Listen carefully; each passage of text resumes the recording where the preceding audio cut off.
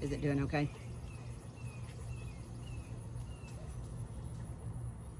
Good. So we're hitting every corner.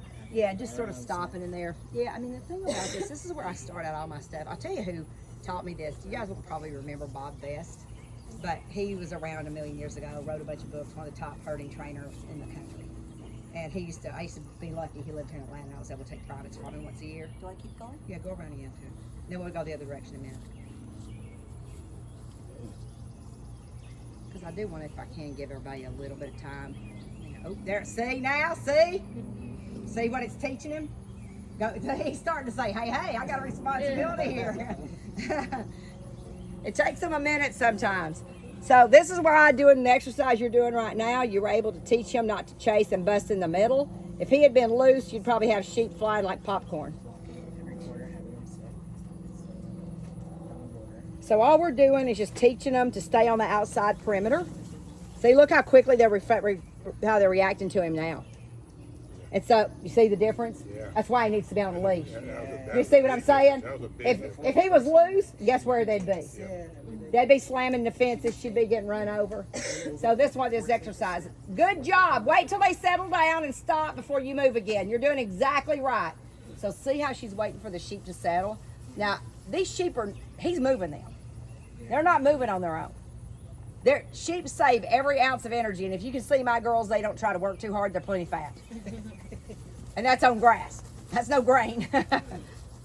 So, as a shepherd and as what's being the livestock, we all want weight to stay on. This livestock wants to keep their weight, and I want them to keep their weight. So the less running, the better. But look how much he's moving them with just doing this simple exercise. Tweety. Okay, let me in. Tweety going next. What do you want to do with her? Whatever you think. Okay, when you get to this corner and he stops and everybody relaxes. Okay, see, you can see they're starting to relax. See how they're dropping their heads? They're trusting him a little bit more now. Okay, switch him to the other side. So there you go. That's exactly how you switch sides. She stepped in front of the dog.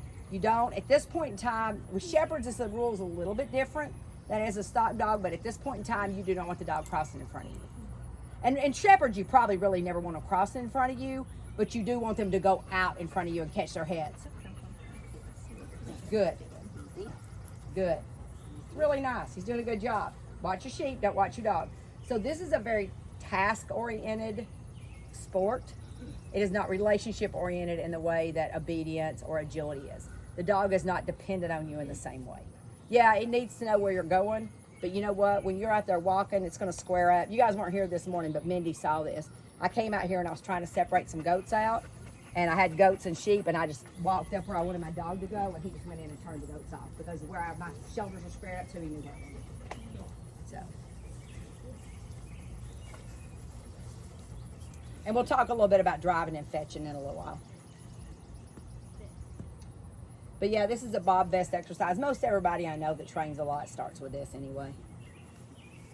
And because we're going to do tending, if you're going to do a course, I'd probably let them off a little sooner. But if we're going to do tending, we do not want them to get thinking they got to move sheep. Because tending is about not moving sheep. See what he would be doing? Yeah. You see the difference? So he's got plenty of instinct. Does anybody doubt this dog wants to work? Yeah, he's keying up. And he's getting better, isn't he? Yeah, you can see him keying up a little bit more. He's getting better and better. But he's not being allowed to make a stupid mistake. Right. Because, I mean, Interesting. he's a boy, you know. And they do stupid things, 2 years old. At that age. You and I've had that. At that age, yeah. At that age. At all ages, including. Well, I think all. Yeah, my friend gets really mad because we call them the stupid boys, and she's like, "They're not stupid." I'm like, 2-year-old boy dogs are just, they're just, but they catch up, you know. It's so crazy how few Faster. that, yeah. Saying.